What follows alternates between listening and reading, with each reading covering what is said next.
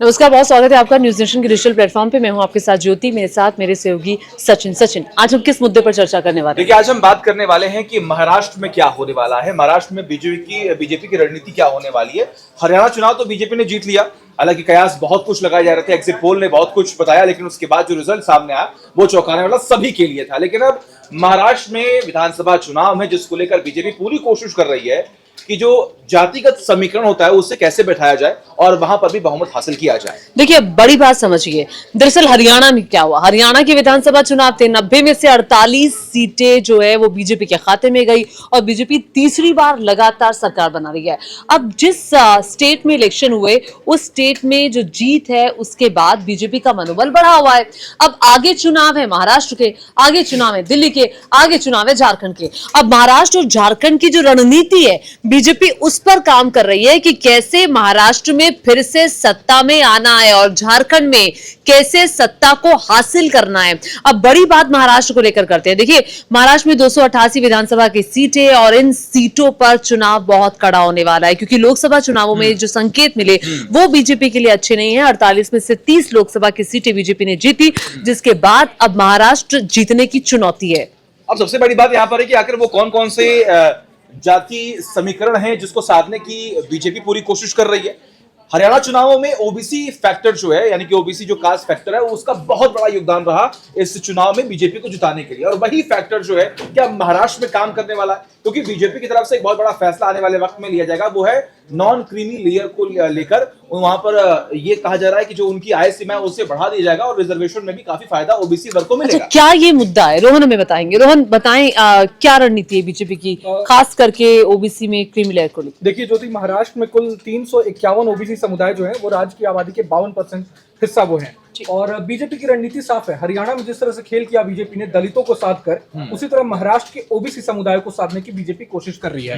अभी latest update जो है, महाराष्ट्र कैबिनेट जो है उसने केंद्र सरकार से सिफारिश की है कि ओबीसी समुदाय की क्रीमी लेयर को जो आरक्षण नहीं मिलता है, अभी जो तय सीमा है, आय की जो सीमा होती है, उसे 8 लाख से बढ़ाकर 15 लाख कर दिया जाए। तो उसका मतलब क्या होगा, जो अभी 8 लाख वाली रेंज में है, अगर 15 लाख हो जाएगा तो और कई लोग और आरक्षण का लाभ ले पाएंगे। बीजेपी को साफ तौर पर इसका फायदा मिल पाएगा कहीं ना कहीं। लेकिन क्या ये नेगेटिव नहीं है?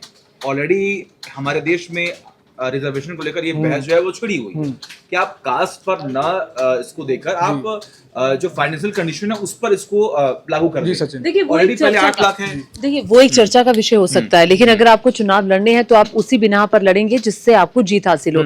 आप कुछ तब्दीलियां करेंगे, क्योंकि हरियाणा की जो, देखिए, इस पर तो बहुत चर्चा हो सकती है कि आय कितनी होनी चाहिए, कितनी नहीं होनी चाहिए, वो एक अलग विषय है और ये बहुत बड़ा विषय जिस पर हम चर्चा करेंगे तो खूब सारी इस पर चर्चा होगी। लेकिन सवाल ये है कि हरियाणा के चुनाव के बाद ऐसा क्या हुआ कि महाराष्ट्र में बीजेपी जो अपनी रणनीति है वो अब फोकस्ड कर रही है, वो ओबीसी पर फोकस्ड है, वो दलितों पर फोकस्ड है। ये जरा विस्तार से बताएं। ज्योति, आप देखिए हरियाणा में बीजेपी ने क्या किया, जाट और गैर जाट को डिवाइड कर दिया कहीं ना कहीं। गैर जाट वोट बीजेपी के साथ एकमुश्त चले गए, दलित वोट भी बीजेपी के साथ एकमुश्त चले गए। महाराष्ट्र में समीकरण थोड़ा अलग है।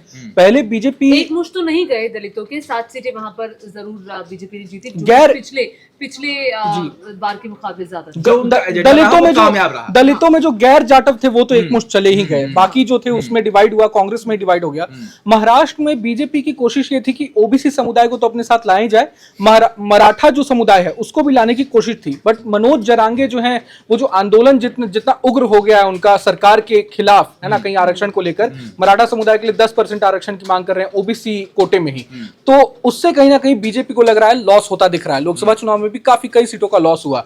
तो अब बीजेपी की वही कोशिश है कि मराठा समुदाय वर्सेस ओबीसी, ध्रुवीकरण की कोशिश है कहीं ना कहीं। ओबीसी एकमुश्त अगर आ गया हमारे पास तो खेल हो जाएगा इसमें। जब से बीजेपी पार्टी का गठन हुआ उसके बाद पहले ये मुहर लग चुकी थी कि ब्राह्मण और बनिया की पार्टी, लेकिन इन सब से इतर बीजेपी ने पूरी कोशिश की कि सभी धर्मों को, सभी जातियों को साथ कर किस तरीके से एक अपना वोट बैंक जो है वो तैयार किया जाए, जिसके बाद उन्हें फायदा पहुंचे।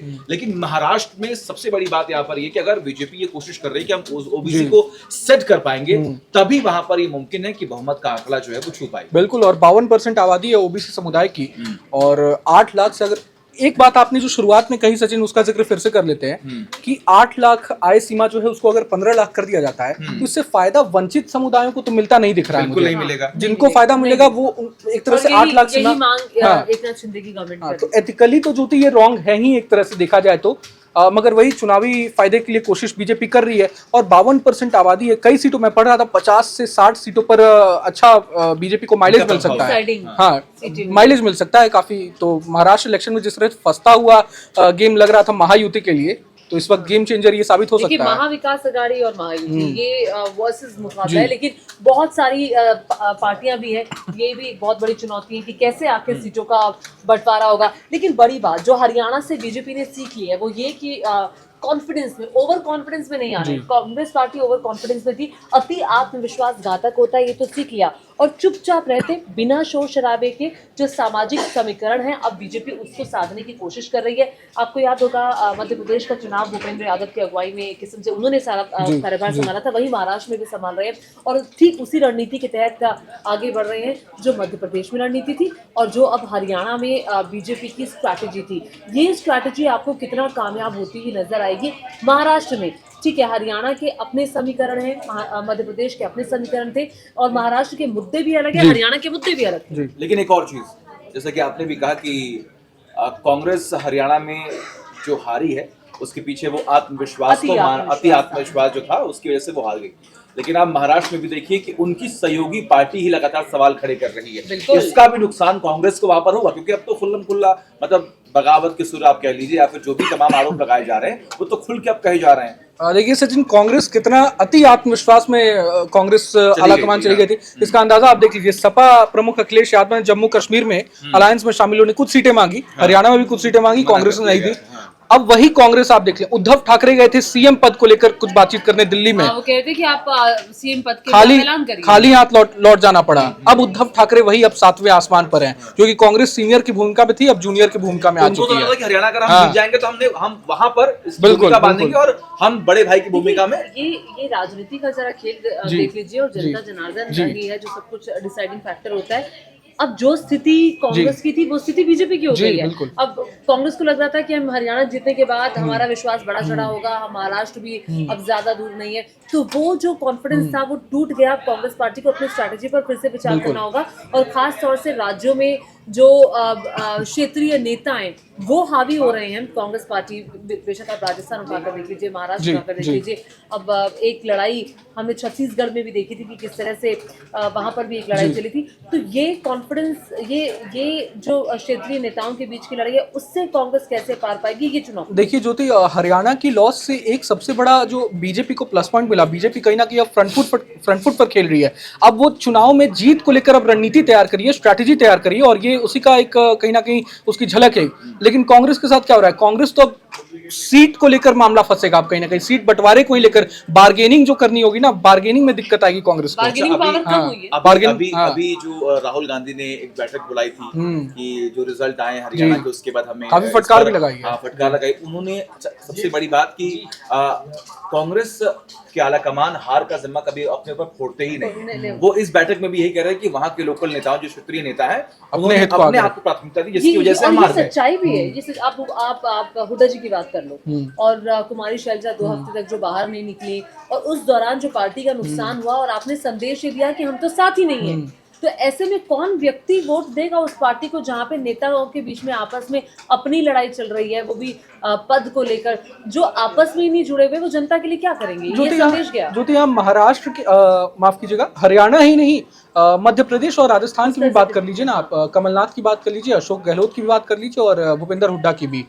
ईगो प्रॉब्लम, ईगो क्लैशेस जो होते हैं ना कहीं स्टेट लीडरशिप और सेंट्रल लीडरशिप के बीच, ऐसा बीजेपी में नहीं होता। और पुत्र मोह भी क्या, बीजेपी में तो ऊपर से एक लाइन लिखकर आ गई, आपको उसको फॉलो करना है, चाहे कितने भी बड़े नेता हो, अनिल विज हो, चाहे नायब सिंह सैनी हो या राव इंद्रजीत हो। जब चुनाव लड़ने की बारी आती है तो टीम एक साथ होकर खड़ी होकर लड़ती है। लेकिन कांग्रेस में अलग ही है। भूपेंद्र हुड्डा सोच रहे हैं नहीं हम तो सेंट्रल लीडरशिप से बड़े हैं, हम जो सोचेंगे भाई। राहुल गांधी चाहते थे आम आदमी पार्टी के साथ अलायंस करना, लेकिन भूपेंद्र हुड्डा के चलते वो अलायंस नहीं हो पाया। मध्य प्रदेश में आप देख ले, कमलनाथ का जो ओवर कॉन्फिडेंस था, अरविंद केजरीवाल ने भी सुनाया जी कि अरविंद केजरीवाल ने कहा कि अहंकार टूट गया। बिल्कुल, अहंकार टूट गया। मध्य प्रदेश में कमलनाथ ने जिस तरह अखिलेश को लेकर बयान दिया था, अखिलेश व अखिलेश, उसका कितना डेंट लगा उन्हें। और अशोक गहलोत सेम वही चीज राजस्थान में भी देखने को मिला। तो वही मैं पिछले दिनों जिक्र भी कर रहा था कहीं ना कहीं कि सोनिया गांधी के हाथ से जब पावर शिफ्ट हुआ ना राहुल गांधी के हाथों में कहीं ना कहीं, तो उसी समय वो तीनों जो सोनिया के 3 खास जो थे ना, उनको ये संदेश चला जाना चाहिए था कि अपनी पारी को विराम दे दें, नई लीडरशिप बहुत देरी कर देती है नई लीडरशिप का आगाज अब हो जाना जिस दिन चाहिए। रिजल्ट आ रहा था हरियाणा और जम्मू कश्मीर के उस दिन हम लोग बात कर रहे थे, मैं रोहन और भी हमारे सहयोगी थे, तो उस वक्त एक सहयोगी ने कहा कि कभी कभी राहुल गांधी गलती से अच्छा काम कर देते हैं। और जो ये लोकसभा में चुनाव हुए, हालांकि कई लोगों ने इस बात का जिक्र किया कि उनकी मेहनत जो है वो रंग लाई, कुछ जगहों पर उन्होंने बहुत अच्छे काम भी किए, लोगों से मुलाकात करना, ग्राउंड पर जाना, डोर टू डोर कैंपेन करना, लेकिन हर बार राहुल गांधी की समझ जो है वो जनता के सामने आ जाती है।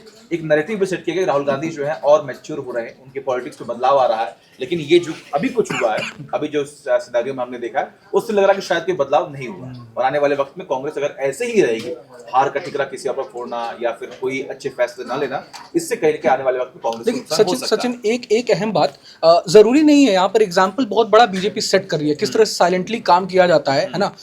जरूरी नहीं है कि कोई योजना लागू करके ही, परियोजना लागू करके ही हम पॉलिटिकल माइलेज लें। सुप्रीम कोर्ट ने नॉन क्रीमी लेयर की बात की, non creamy layer SC ST आरक्षण में नॉन क्रीमी लेयर की सुप्रीम कोर्ट ने बात की, बीजेपी बस उस पर मुखर रही, उसको लागू करने की बीजेपी ने कोई बात नहीं की क्योंकि उसके सहयोगी ही उसके खिलाफ थे कहीं ना कहीं।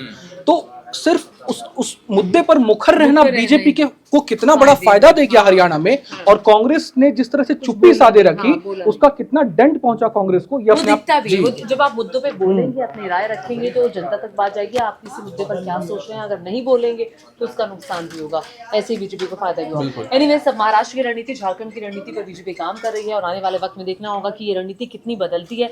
और इसी के साथ हमारे डिजिटल प्लेटफॉर्म में अभी के लिए इतना ही। रोहन, आपका बहुत शुक्रिया और साथ ही साथ सचिन भी हमारे साथ लगातार बने रहिए। आपका भी बहुत बहुत शुक्रिया, धन्यवाद। न्यूज नेशन अब व्हाट्सएप पर खबरों के ताजा अपडेट के लिए न्यूज नेशन के इस QR कोड को स्कैन करें